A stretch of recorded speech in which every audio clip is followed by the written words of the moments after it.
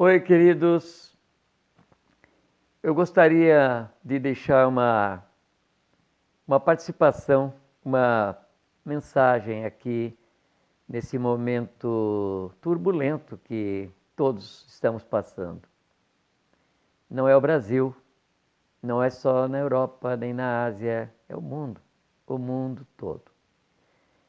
E uma coisa que me deixou assim pensativo foi a reação dos crentes no primeiro momento em que o anúncio foi: as igrejas não podem abrir.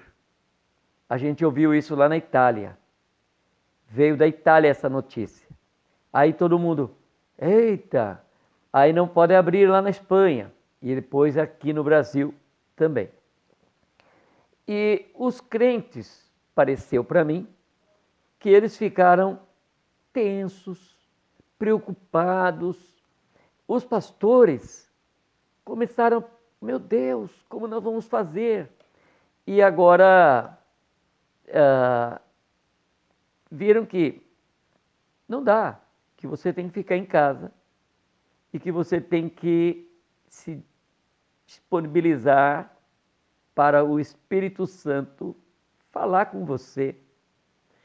Você ler a Bíblia como ela é, de fato, a palavra de Deus. E é isso aí.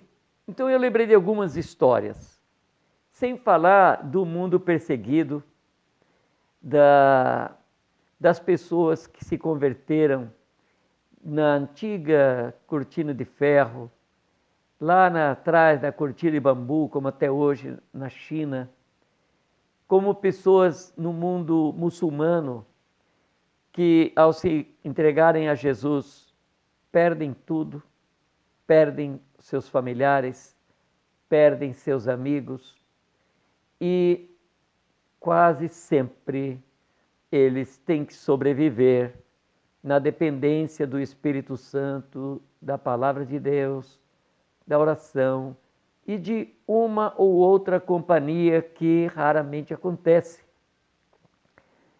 E eu me lembrei de um que ele foi enviado do seu país muçulmano para um outro país africano que também era misturado de muçulmano com cristãos, para islamizar as pessoas lá. Ele começou lendo a Bíblia para entendê-los e o resultado, conheceu Jesus. Aí ele volta para casa dele, para o país onde tinha maioria absoluta de muçulmanos. E não ficou com os cristãos lá naquele país onde ele estava. Lá o pai o enxotou, os vizinhos estavam autorizados a matá-lo caso ele aparecesse. Ele foi morar na rua, ele perdeu tudo que tinha, ficou sem nada lá na rua, sofrendo por causa de Jesus. Um dia um missionário o encontrou, o levou para casa, cuidou dele, encaminhou-o, ele se casou e continuou lá, continuou a vida dele lá. Um pastor conhecido nosso, chegando lá naquele país, montou uma agenda lá, alguém fez esse contato para encontrar com esse homem. E esperou no horário e como não chegava, achou estranho como que ele marcou um horário e não chega. Chegou muito tempo depois, todo machucado. E o pastor levou o maior susto. O que aconteceu? Ele, assim, sorrindo, falou: pastor, é normal. Como normal? É que de vez em quando eles me apanham, me põem numa van, me levam para um lugar isolado, me torturam, para eu renunciar ao islamismo o cristianismo e voltar para o islamismo. É a religião deles, e eles estão fazendo o que eles sabem fazer. O pastor ficou tão apavorado, falou: não, eu vou ligar hoje para o Brasil e vou pedir para comprar a sua passagem, vou levar você com a sua família. Não, pastor, não, o senhor não entendeu. Eu tenho uma missão aqui, porque eu vou para lá. Eles vão te matar, não podem me matar, porque eu já morri quando eu conheci a Cristo. Surpreendentes histórias estão acontecendo nesse momento quando eu estou aqui falando com você. Mas eu quero lembrar das pessoas aqui no próprio Brasil, que está próximo da nossa realidade. Conheci em 2012 um senhor que me deu muita alegria conhecê-lo. Ele tinha 86 anos na época, lá em Juazeiro do Norte, no Ceará. Ele, com 8 anos de idade, morando com seus pais, e tinha 8 anos de idade, e sua família recebeu em casa um homem crente. Na década de 30, era um militar que fazia parte da comitiva que perseguia o Lampião. Ele foi substituído e, voltando, regressando para sua casa, ninguém quis hospedá-lo naquela comunidade rural por ser crente, mas o pai desse senhor o recebeu, hospedou-o, ouviu de Jesus e creram em Jesus. Esse homem tinha 8 anos. Ele viveu lá. Lá não tinha nada. Até hoje é muito raro você encontrar comunidades rurais onde tenham crentes.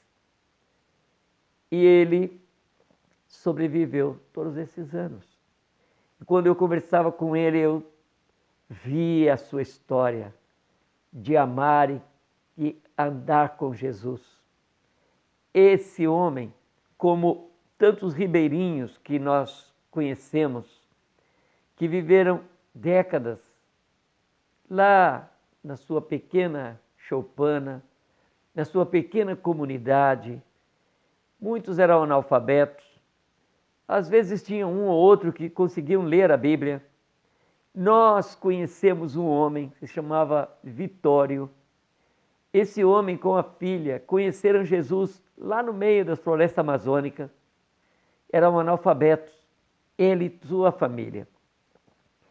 Pois a filha dele e ele aprenderam a ler na Bíblia. Incrível que se alguém escrevesse um bilhete para eles com letra cursiva, eles não iam entender, eles não entendiam. Eles só entendiam a Bíblia. Eles aprenderam a ler. Nós conhecemos várias histórias, mas eu queria falar da minha família. Os meus pais conheceram Jesus morando numa região fronteiriça Brasil-Bolívia, numa região amazônica. Quem pregou o evangelho ali naquela região, um dos que pregaram o evangelho ali, era o Gustavo Brinsken, pastor Gustavo Brinsken, um missionário holandês. Ele tinha um avião, era o táxi dele. Naquela região não tinha estrada, então os fazendeiros se moviam com o avião. Se alguém ficava doente, tinha que pegar, levar para a cidade, e ele fazia táxi. A Elza, minha irmã, ela e o esposo tinham recém entregado suas vidas para Jesus. O pastor pousou com o seu avião numa fazenda próxima da deles. Eles montaram a cavalo e trotearam para lá. Encontraram-se com um missionário lá na pista, naquela pista de fazenda. E o missionário falou: olha, está tarde, eu não posso ir para a casa de vocês, não dá para a gente fazer um culto. Vamos fazer alguma coisa aqui mesmo embaixo da asa do avião. A Elza falou para mim que eles cantaram lá debaixo da asa do avião: Deus cuidará de ti. O pastor pegou o avião, foi embora para sua cidade, cuidar dos seus compromissos, com a certeza de que Deus cuidaria deles. E eles estavam lá, cuidados pelo Senhor. Minha mãe, meu pai eles se converteram também ali naquela região. Era uma região nova, uma propriedade nova no meio da floresta. E eu me converti aos 20 anos. Jesus me encontrou, me agarrou, me abraçou, me amou. E eu voltei para casa. Imediatamente, voltei para estar com os meus pais, com a minha família. 2 meses depois que eu estava lá, numa região que você não pode imaginar o isolamento, 250 quilômetros longe da cidade de Cáceres, 200 quilômetros longe da cidade, da sede do município, Vila Bela, por um caminho pelo campo que só passava no período da seca. E quando não passava por ali, quando se podia ir por outros caminhos, podia gastar 400 quilômetros para chegar em Vila Bela, lá onde estava o pastor. Escute bem, sobrevoa a nossa propriedade um aviãozinho e todo mundo correu lá para fora e disse, a minha mãe disse, o pastor Gustavo, ele já voltou, faz exatamente 1 ano que ele veio. Preste atenção, fazia 1 ano que ele havia estado lá, e quando ele havia estado lá na última vez, então 1 ano antes de eu chegar, ele batizou os meus pais, e depois de 1 ano, ele voltou para ver como eles estavam. Sabe como eles estavam? Felizes, pregando o Evangelho, falando da graça e do amor de Deus entre eles em casa e com os raros encontros com algum vizinho. Porque o vizinho mais próximo no sul era 12 quilômetros. Tinha 2 famílias que não conheciam o Senhor. E ao norte tinha vizinhos que já conheciam o Senhor. Eu fui para lá. O Odenir e eu formamos uma dupla, trabalhando semana inteira ali na zona rural, na roça, no trabalho intenso, primitivo, com machado, com foice. Só no final que a gente tinha um motosserra, era tudo no braço.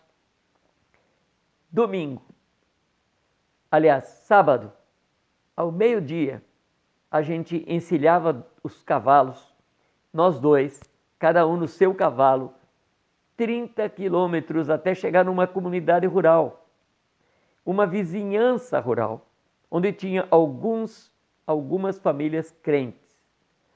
Lá nós chegávamos no entardecer, sentávamos com eles. Ninguém tocava um violão, ninguém cantava direito, a gente cantava como podia, mas cantávamos, líamos a Bíblia. E o líder, irmão Arlindinho, ele era o líder. Ele não sabia ler. Nós líamos a Bíblia para ele explicar para nós. Por que ele era o líder? Porque ele era o irmão mais velho. Ele era a pessoa mais velha ali, era a referência. E eu, assim como estou olhando para você aí no vídeo, eu estava sentado olhando para ele. Nos reuníamos então à noite. No domingo de manhã a gente fazia visitas por volta ali para as famílias. Almoçávamos juntos. Tínhamos aquela comunhão gostosa. Montávamos a cavalo de novo depois do almoço. E mais 5 horas a cavalo até chegar em casa. Feliz da vida para uma nova semana de trabalho e de convivência com a família.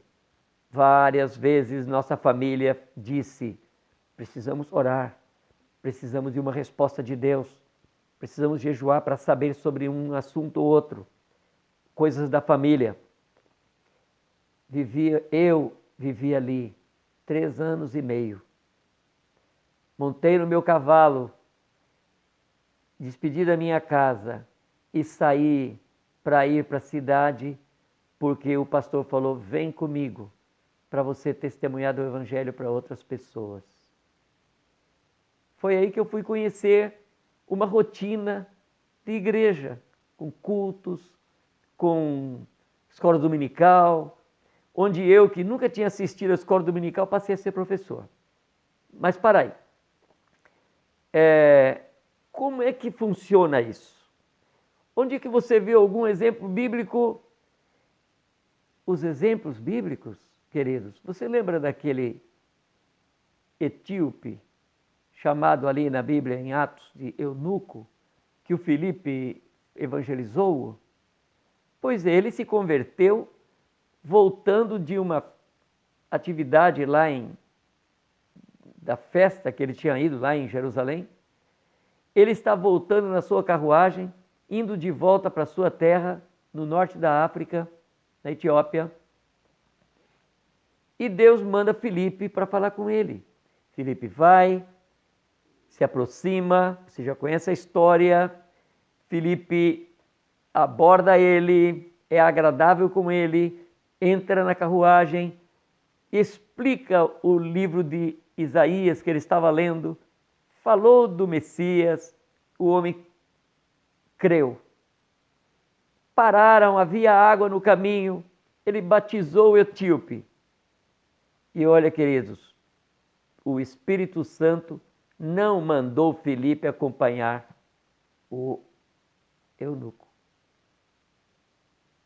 Não mandou acompanhá-lo para discipulá-lo e para... Não, ele vai se perder se ele ficar sem igreja lá. Não, meus queridos, esse homem levou o evangelho para o seu povo. E a Etiópia tem marcas tremendas do cristianismo. Pesquise para você ver. Foi com aquele homem. Eu estava lendo aquele texto de Lucas, capítulo 10, 38 a 42, muito conhecido. A história da família de Marta, Maria, Lázaro. Jesus era amigo deles, frequentava lá a casa. E todos conhecem a Marta. E a Marta, diz aqui o texto, que eles receberam Jesus em casa. E Marta tinha uma irmã chamada Maria. A Maria estava assentada aos pés de Jesus, ouvindo ele, desfrutando dele, com ele. Era alguma coisa pessoal, é isso aí. A Marta, essa era a Maria, a Marta, ela era agitadinha, ela gostava de movimento. Até, se você olhar lá em João capítulo 11, quando Lázaro morreu e Jesus o ressuscitou, Jesus demorou para chegar lá, tem toda uma história, e ele, quando veio, Marta correu ao encontro dele. E o texto diz que Maria ficou sentada. Maria ficou sentada em casa. Marta foi toda agitada, Senhor, se não, olha, se o Senhor tivesse vindo, etc. Pois é, eu estou chegando à conclusão que a maioria dos crentes são meio Martas. E os crentes Maria, os cristãos Maria são um pouco raros. A Marta, ela não consegue viver sem aquele movimento. Jesus foi questionado por ela. Ela falou, mestre, o senhor não se toca de que ela está sentada e eu estou agitando tudo, fazendo? Jesus falou, Marta, Marta, olha, não está mal o que você faz, está legal. Mas a Maria escolheu a melhor parte. Queridos irmãos, meus amigos, pastores, cristãos em geral, é hora de sentar aos pés de Jesus. Por que não?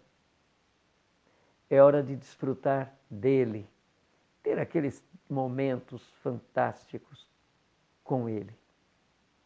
Eu me lembro quando vivi aqueles anos, eu não só vivi aqueles 3 anos e meio lá, Eu vivi aqueles 3 anos e meio, fui para servir, mas eu nunca me ausentei totalmente lá da fazenda. Cheguei a passar longos períodos lá, mesmo depois que eu já tinha saído para pregar o Evangelho.